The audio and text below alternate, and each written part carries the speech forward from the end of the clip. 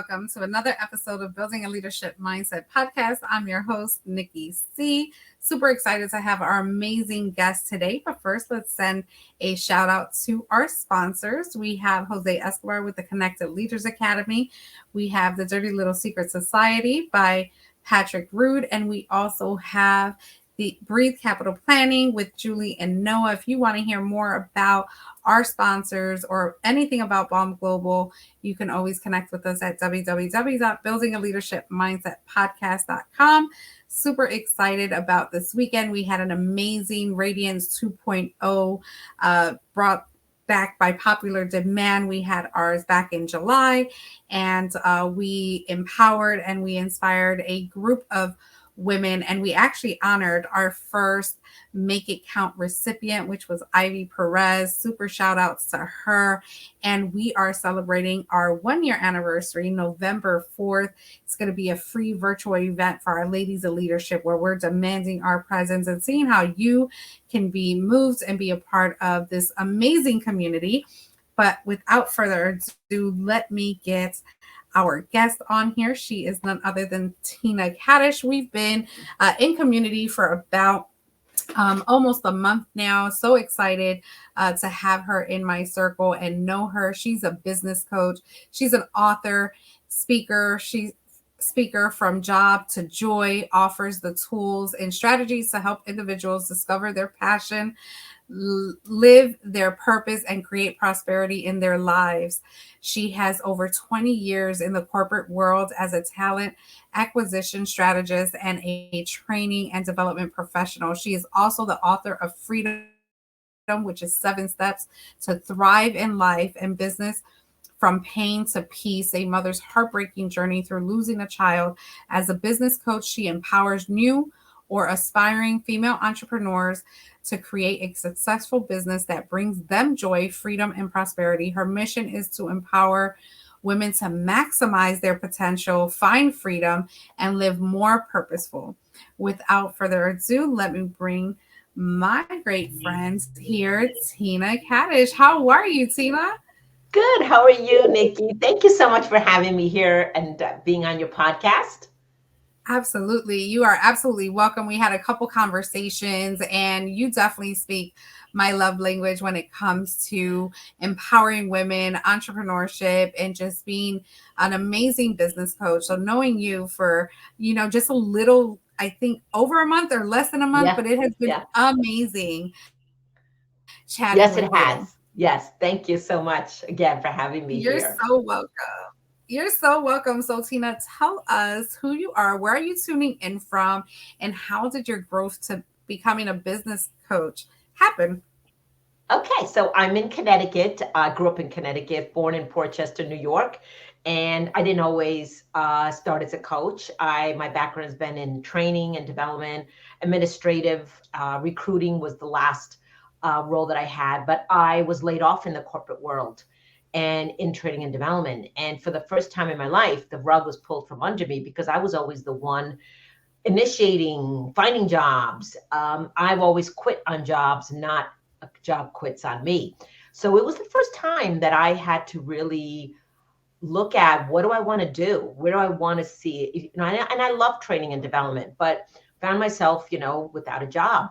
So through networking and meeting great people, and one of the things that I learned in my research is that a lot of women are unhappy with their careers. They're stuck. And through my networking, I was introduced to a tool called the Passion Test by this woman. And I was fascinated by this tool because I wanted to help not only myself, what is my passion, but I wanted to help other women. So it really intrigued me, and it really propelled me I wanted to start a business. This tool really helped me to identify that one of my passions was to be an entrepreneur. And so I started my business helping women find their passions, get clarity around their career, but I expanded it to really helping them to figure out their why, what are their strengths, what are their values, what is their vision, and what is their mindset through all of this process. And so I started my business with this one tool. However, because things creep up in our mind, what did I do? I went and got a job as a recruiter because I didn't believe that I could build a business. Wasn't sustainable to continue. And so I started building my business part-time while working full-time. And my business started to grow. And I did it for 6 years before in 2018, I finally exited the corporate world as a recruiter. But one thing I'm grateful for is that my job that I had, not only did I learn great skills as a recruiter, but it also helped me to fund my business. And this is one of the things that, for anyone who's contemplating being an entrepreneur, you might be right now working part-time, full-time on your job. Don't quit that and start a business tomorrow because you need to have a plan. And that's what I did. I created an emergency fund. I surrounded myself with people that really pushed me. I hired a coach. I worked with mentors. I was part of networking groups, really believed in me that I could be an entrepreneur full time. And that's, I'm so grateful for the people that I surrounded myself with and that belief that I could do it. So now it's been, I'm happy to say, 5 years. I have no intention to going to a job at this time at all. That So that's a little is bit about awesome. me. Yes, that's so awesome. Actually, this month makes 3 years that I've exited the corporate world. I always miss it. I've never had the chance to celebrate like that 1 year leaving corporate America or 2 years because I have been in the game and really building out my business that I haven't been able to. But I am determined this year to put some type of post on social media that it's been 3 years. So Good. thank you for sharing that. Wow, 6 years to build your dream while you were funding it. What were the, do you feel like 6 years was too long to build your dream? I do. I do. And I think that I, could have shortened it, but I was making excuses for myself that I didn't believe that I could be successful. I didn't think that people would buy from me, that I could really make the money full time. And what was I going to do without a paycheck? Because I was the one bringing in the consistent paycheck. My husband's self-employed and I was carrying the health insurance. And so for me, I was making excuse that how am I going to do this? How are we going to do this? And also, you get those outside voices, people saying, one of them being my family member saying, oh, you're crazy. We can't do this. Let's wait a little bit longer. Well, I'm waiting, but others are doing what they love to do. So I was putting other people's needs before mine until I said, you know what? I gotta think of me because life is short and I need to really take action and that it's going to happen. And what's the worst thing that can happen? See, the thing is we put fear and we project and we tell ourselves stories that don't even come true because of the fear. You've heard of this, face everything and rise, and so it's like, okay, so I'm going to do it. I'm going to live through the fear. I'm going to work through the fear because it's not going to go away. Being an entrepreneur 5 years now, full time, there's ups and downs. Entrepreneurship is ups and downs, but you are in the driver's seat. You are the CEO of your life. Yes, is what I believe. I love that. Yeah, absolutely. I was in corporate America and I also, became a realtor in 2015 and that was my first taste. Like that actually started in 2004. That just never happened because I had a death. Because those are also other challenges that we are faced with when we're making these decisions to move forward. So fast forward to 2015, I became a realtor and found out very quickly that I didn't like the paperwork or the time constraints. And I just decided to downgrade to a referral agent, connect the people. When you go to closing, I'll collect my paycheck. And I didn't have time for marketing myself either, working my 9 to 5. And, I had my spouse as well was one of the ones that were like, why would you want to leave? Like you have it made, you're you're getting good money, we're going on vacations, you can have off whenever you want, but it just wasn't what I wanted. It just wasn't what I wanted. So I can understand those those things. So what are some of the conversations that you were having in your head in that time span until you decided to say, you know what, it's time? Yeah, the conversation was, that I was hearing the voices of other people telling me again, let's wait, can't do this right now. We need more money. Let's save more money. Let's, be more prepared.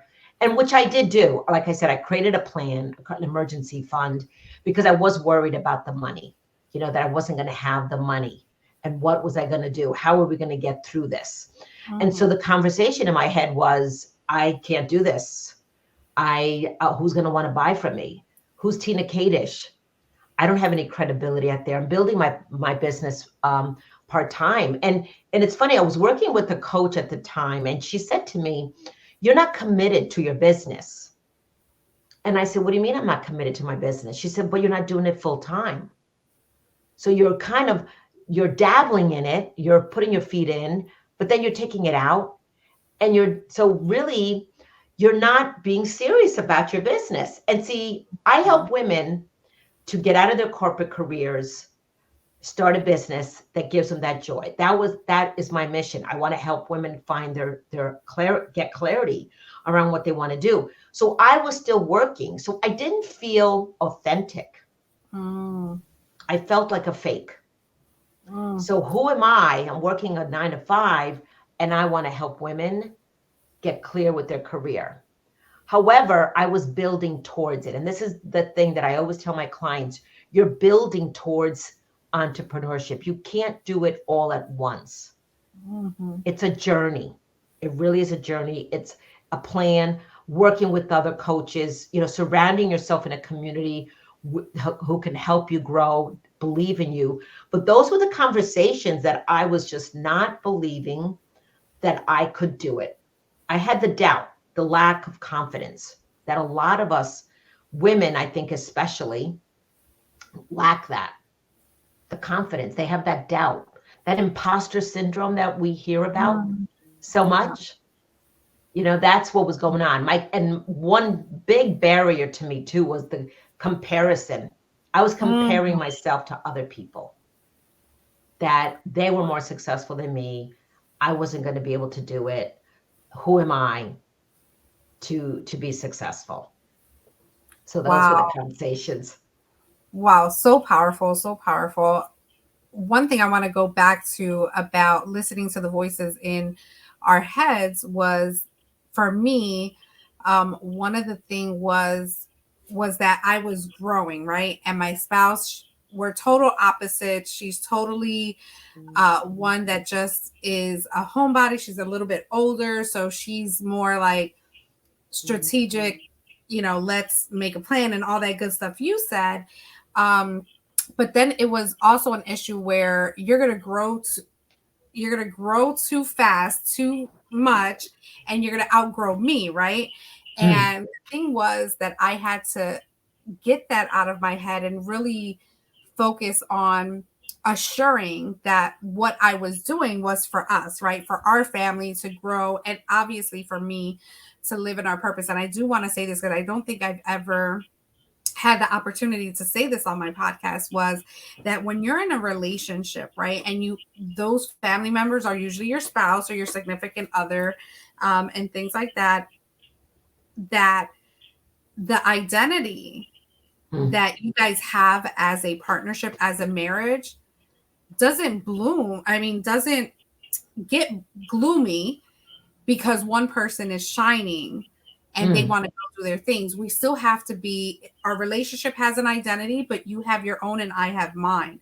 And what I had to do was really fight out of that and justify why I can still be me and I can still nourish the relationship as well. So if you're like being stuck and holding yourself back from your dreams and your goals because your significant other is not on board, like at first, it was like, okay, you're going to do it anyway, right? Go ahead and do it. And then 3 years later, you're like, wow, imagine if I didn't let you do it. Like, we wouldn't be where we're at today. So you have Yes. to walk in your passion, whether you have a significant other that just doesn't understand because it's not their dream. So I just wanted to say that Thank you so much. Also, what is the biggest so you said that you were feeling like you were an imposter, right? That you're like, oh my God, I'm teaching all this stuff, but I'm not practicing what I preach, right? So, but you planned and you put it together because if you really have that dream, what did those last 3 months of working when you decided to exit out, how did that look like? How did they take it? And how satisfied were you once you left that? Well, yes. So the last 3 months, because what I did also differently was I attended a Jack Canfield conference, and he's one of my mentors, and I met him in person. And one of the things that he was always talking about was visioning, and I helped people create a vision for themselves. But what I did differently was that every day I said a powerful affirmation, and it was, I am happy and grateful that I'm a successful entrepreneur helping other women create their passion. Mm, And I said that every day, twice a day, beyond 30 days, because he has this 30-day, say it for 30 days, twice a day. But I went beyond that. But I put a date on my calendar, which I've done before, put a date on my calendar and strive for that. But then I got to that date and and then I didn't, achieve that goal.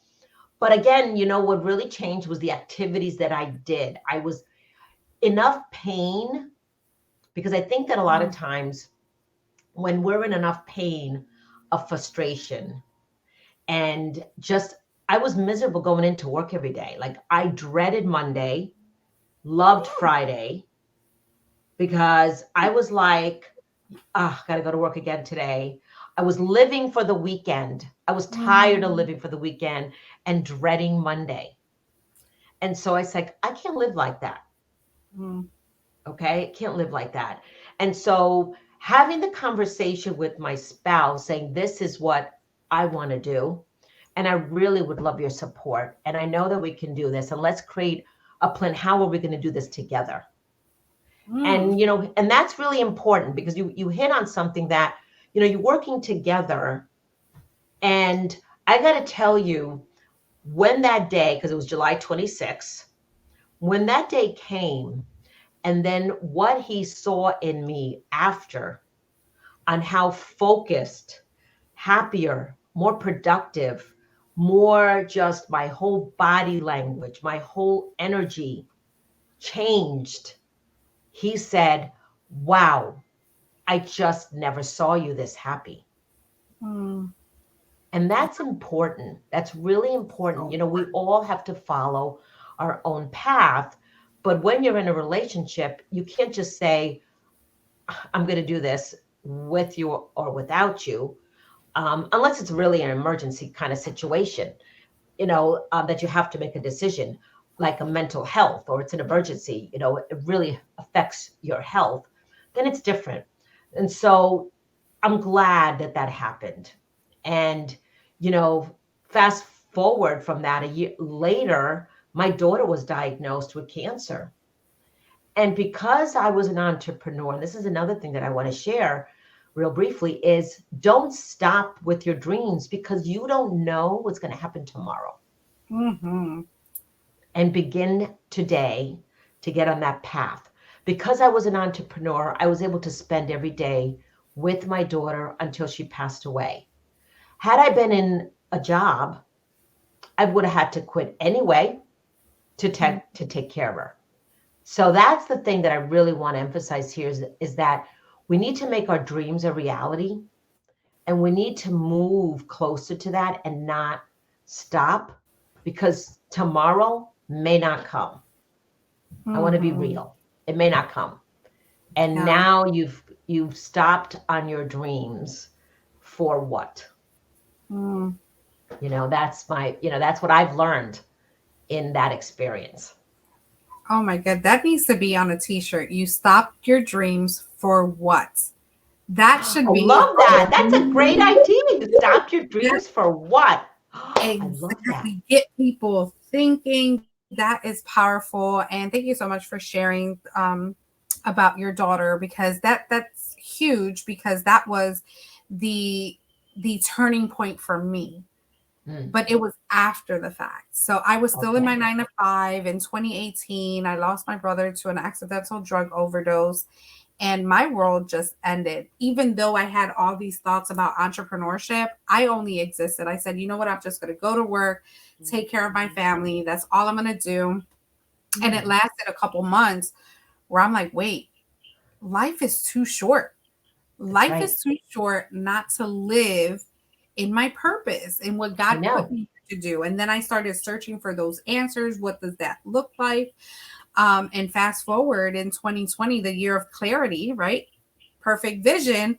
You know, a lot of people started seeing straight, Yes, very clear, and made decisions. And some people, you know, they either sat there and just watched, but really a lot of people took action during that time. And what I also wanted to say about that life is too short is that you need to really think about that tomorrow is not promised.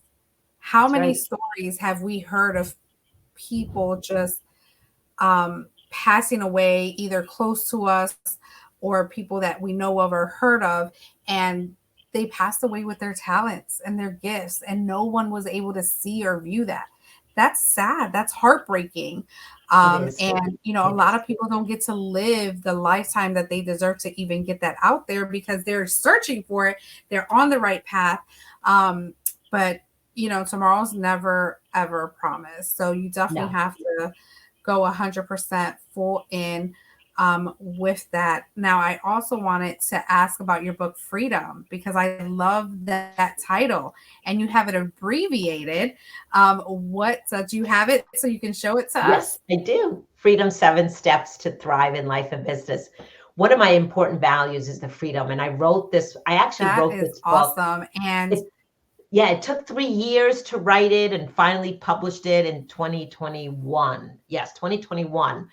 I published it and was later because I never imagined being an author. But I wanted to, the goal was to be a professional paid speaker. And I wanted it to be as an opener to be a public speaker. And so I created these 7 steps of freedom because that's so important. And for me, and I know it's important for others. And you touched on during the pandemic in 2020, people really realized that life is short. I need to take action. That's why a lot of people started quitting their jobs or were laid off. They never got to return to their jobs. And they really started to assess, why am I doing this? I love your idea about the t-shirt. I'm definitely going to do that because we stopped our dreams for a company that doesn't appreciate you mm, and that they can let you go in a heartbeat. Because that's what happened to me. They just let me go without a thought. mm, So yeah, so that's my book yeah, I that I wish talk they about. let I wish they laid me off with the severing package. I was like crossing my fingers. I was like, because this could be so much easier to just leave. I had to also find a vehicle out, and notary became that vehicle for me. When I took I told my supervisor, I said, hey, I'm going to take a week off. I'm going to see how this notary thing goes. I made my first 1,600 in an 18-hour work week. And you would think that that was just a no brainer. Mm, But I still said, you know what? My work is valuable. I'm going to stay to the end of the year, or I'm going to hit 15 years, because that's the mindset I had. Like, I had to be dedicated to that. And when I sat in my chair that Monday morning after that week, God told me, if not now, when? that's exactly. Yeah. And I turned in my resignation letter. I was very giving, because I gave them 3 weeks versus a 2 week notice, Yes. Yeah. because I knew they were going to need some additional help and all that good stuff. But this has been absolutely powerful. We're going to take a break right here, and then we're going to come back with Tina and see how we can get a hold of her. And I also want to know what the abbreviation of freedom is. So get Okay. that ready for us, and we'll be right Okay. back. Okay. Good.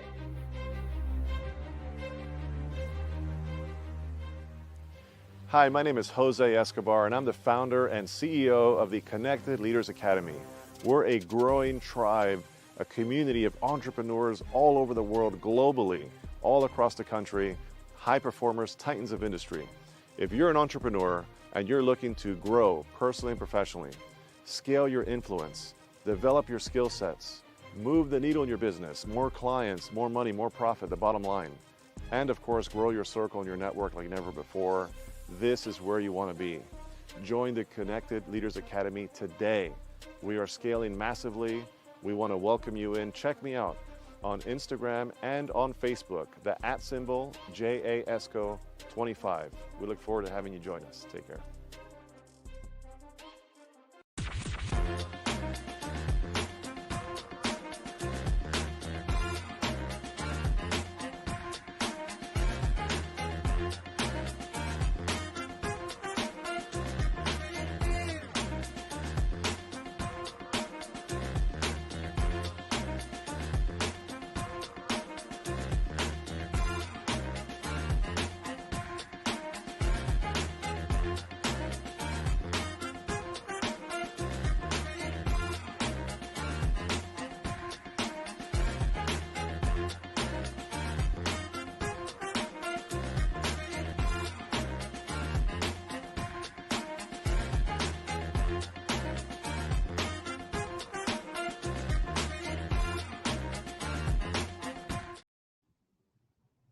Hello, hello. We are back. That was just a little teaser about our Empower to Inspire tour that we are going on starting in January. We're hitting Texas, then we're going to Vegas, Indiana, and then I don't remember the rest because we're going to all 50 states within the next 3 years. So hopefully if you are tuning in and you want to be a part of that, let us know because we are coming to your backyard with Empower to Inspire. And that's what BALM Global is all about, bringing just amazing guests just like Tina here, highlighting them, showcasing what they're doing and how they're making a change in the world. So I'm super excited to have had you here, and we're going to continue talking, but let us know what is freedom. And this is her book that her first book, right? Was that your first book? Yes, that was my first book. Yes, Freedom, 7 Steps. Thrive in life and business. So what does freedom stand for? Okay, so the first letter, F, is faith. It's the foundation. For me, it's really the belief in yourself. It's, when you don't know what's going to happen, but it's if you have faith that it's going to be okay and believing yourself. And that's something that is so important. Like I said earlier, it's having faith. So that's the F. The R is release. Release, letting go of the outcome. We tend to be control freaks, and we want to be the one that has the plan, and we want to control or guarantee. Life doesn't work out that way. And this is the thing, this book really helps you to do the inner work of what helps you to overcome those barriers that stop you from being successful. The first E is evaluate, okay? Evaluation, I should say, meaning evaluate your progress. Everything you've done is not for nothing. All my skills are great skills that I bring into my business. So evaluate what's working, what didn't work, what are you going to bring into your life or business? And so look at the big picture. Don't just think that, that was for nothing. That's the E. The second E is energy. Everything's energy. What are you focusing on? You've heard this before. What you focus on expands, or what you focus on grows. So are you putting your energy in things that are positive, or are you putting your energy in negativity? So it's really all about, where are you focusing? What are you doing? Like if I was focusing on comparing myself to others, that wasn't going to serve me. That's the thief of joy. Mm-hmm. All right. That takes away your joy when you're looking at other people instead of looking at your own value. What value do we bring to the world? We all have gifts and talents to share to the world. Okay. The D is determination. Okay. And I am a determined person. And when you follow your passion, you know what you want, you're determined to make it happen, because you see yourself there. You are determined to make it happen no matter what you're going through. Okay. And then we lead into O for optimism. While you're determined, are you optimistic? Are you utilizing those strategies to weather the ups and downs, the storms? Or are you wallowing in that self-pity? I talk a lot about fear in this book. I talk about, what are you doing? What is your vision for yourself? Do you even have one? I'm a firm believer in visualization, goal setting, goal achievement, okay, is really what we want, okay? And then the letter M, the last letter, is mindset. Begins here. I didn't end it with the word money. Money will come when we follow our passion, when we are determined to make it happen, and we're optimistic, we have that faith that we can do it, then you can get the freedom that you deserve. So those are my 7 steps. Oh my God, that is just abundantly available to each and every one of us. It is. I love that you, one of the ones that stuck out was release. And the reason why is because in my book, it spells out create success. And one of my S's is surrender. Yes. Sometimes, which kind of coincides with release, we have to learn that when things are out of our control or when we're just overdoing it for a particular item, a checkoff list, whatever it looks like for you, sometimes we have to step back and we have to surrender it to our faith that whatever it's supposed to be and whatever it's supposed to do and how it's going to happen will happen with the faith. Exactly. So surrendering is really, really hard for people to do. How would you, like in that chapter, what is the main thing that pops out about being able to release those things or surrender? Yes. So and the word surrender came up for me this year too. I did a Reiki session with a coach and a Reiki master, and surrender came up because I said earlier about being controlling freak and we want to control. So in the release, it is really, we're talking about, okay, what are some of your beliefs that you might have that are holding you back that you need to let go of? All right. What are things that have happened in your past? Those limiting beliefs that you've had. Like I had a scarcity of money. Now this ties into mindset too. I had to release that there wasn't enough money. I had to let that go. So I talk about that in my book. What are some things you need to let go? And the great thing about this book too, is at the end of every chapter, I have journal prompts. So I walk you through, like I ask you questions. So it helps you to really write down, what is it for you? What are you going to do to let go? What are some things you need to let go? What does that look like for you? So for me, I had to let go of that scarcity of money and worrying about money, that there was never enough money. Yeah. And so it's really thinking differently. It's really having that vision. Where do you, see yourself? Where do you want to go? And what has been stopping you? And when we look at ourselves in the mirror, we are holding ourselves back. Because there's things that we're not letting go. Maybe we're not letting go forgiving others. That could be something that we're not letting go of. So it's really an opportunity for you to journal here, like what is it that you need to let go? And I talk about the things that I've had to release myself. Wow, that is powerful. It's just as simple as that. Is really reflecting. So a few things here. I also have journal entries at the end of my chapters too, because it's all about it's not just about reading a book and figuring it out yourself, right? It's about prompting yourself to, now that you've read this chapter, what are you going to do today to make the changes? And you said something about, I just picked up this book, The 7 Decisions. I don't know if you've ever read it. Very, very good. I only read the first chapter, and it's about responsibility. It's about are the decision of responsibility, and you touched in a great point. Once we release and we stop playing the victim of it, and I was sad because I actually had this book on my way to Georgia, and I actually left it on the plane.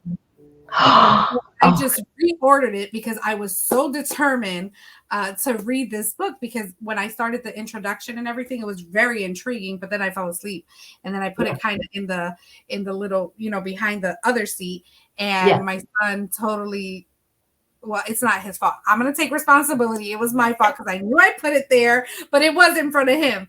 And we left it on the plane, but it's about taking responsibility for what we decided to accept as truth in our lives, and to not play the victim card, and to kind of go and dissect what we really believe about our life, and just know that we can change it. Exactly. It's absolutely changeable. Exactly. Jack Canfield says this: we are 100% responsible for our life. Mm-hmm. And it's, our attitude, it's how we react to situations. And it's so important. So when we're out there making excuses, it's you, that how are you reacting to those challenges? Absolutely. There's we so make decisions many every day. Absolutely, like 300,000, I think, or more. Yes, I know. So many decisions, but I love that. I wrote that down. I'll have to grab a copy of it, because we make a decision every day about what we're going to do in every area of our life. Very true. Absolutely. Absolutely. And there's so many, and perfect example. And I put myself as an example, like me and my brother, we were both raised by the same parents. We both had the same upbringing. But we both had choices of the type of life we were going to live. Obviously, we didn't want that for his life, right? But we still supported him. We still loved him and try to get him out of that lifestyle. But if they don't want to change, they just can't. There's so many people that have been brought up in a foster care system, and there's some that are very, very successful, and some that choose that trauma that was given to them, or the hand that they were dealt with, which is another example of what I tell my people, that when you're handed a crappy deck, you still need to find solutions on how to make that deck work for you. Exactly. Absolutely. So true. Very true. I mean, we have choices. We do. We really have a choice. And then we, blame others sometimes, but it's really looking at yourself. Yeah, absolutely. So Tina, how can people get a hold of you? Oh, thank you, Nikki. So from jobtojoy.com is my website, and you can grab there. I have a couple of free resources. I have videos. I'm on LinkedIn, Tina Kadish. I'm also on Facebook, Tina Kadish, as well. So connect with me there. I have a Facebook page, From Job to Joy. So love to connect. I offer a 30-minute complimentary session. If anybody wants some, have a conversation. What are some of the things you're going through right now? And if you're looking to reinvent yourself, you're in transition, you need clarity around what you want to do. Let's have a chat, and so that I can learn. And if I'm not the right person, then I would love to refer them to someone who can help them and be a resource. I love that you said that. I so love that you said that, because though we're both business coaches, people would say to me, Nikki, you're crazy. Why are you highlighting people that can do what you do? Why wouldn't I highlight people? They're amazing. First of all, there's not too many coaches out there. They probably have a slew of clients, because sometimes we only could take but so much. But what I did do, and this is a perfect example, Rachel Best from My Ladies of Leadership, she had an event, and she actually just spoke at my event because she became part of Ladies of Leadership. However, there was a gentleman that spoke on her stage, on her virtual stage. And I have another lady in my group that wants a particular type of business, which I know I can help her. But when I heard him speak and a few words that he said, God told me, no, you need to connect her with him. And that is totally fine to share. It is. Because when you that's why I love doing these podcasts, because I know the personalities and people that can connect, they relate. And I know that I can help anyone, But if I know that someone else could take them further in some way, shape, or form, I'm going to call Tina and said, hey, I have someone for you. I think you guys will be a great fit. And then it's ultimately their decision, right? Exactly. But I love that you said that, because in this world, there's enough for all of us. There is. That's the abundance mindset that comes in. Like, there is no competition. Yeah, you're right. We're both coaches, but your personality, or maybe there's some tools, something you do that definitely different than what I do, and vice versa. So it really depends on, really having that abundance mindset. I got to be honest. It's not that, again, when you have scarcity mindset, it's not serving you. But if you believe in abundance and you're out there to help, and if you're not the right person and somebody else can help them, why not? Because I believe you will get it back. Absolutely. 100%. I do. 100%. Yeah. Tina, you have been an absolute pleasure to chat with this morning or this afternoon, whatever time of the day it is. But you're super awesome. I'm so glad that we are in connection. I actually shared a resource with you recently, because that's what we do. We support each other as women, as coaches, just really looking to change the trajectory of how women work together and how we can all blossom as a partner side by side, right? So I'm going to give you the last few minutes to just share what's on your heart, and then we'll close out the show. So what's on my heart is that anybody who's listening here, you can go out and be successful. It takes work. It takes that belief in yourself. And don't quit on yourself. Don't quit on your dreams, because tomorrow may never come. And begin now. And like you said earlier, if not now, when? Ask yourself, why not now? So don't stop on your dreams.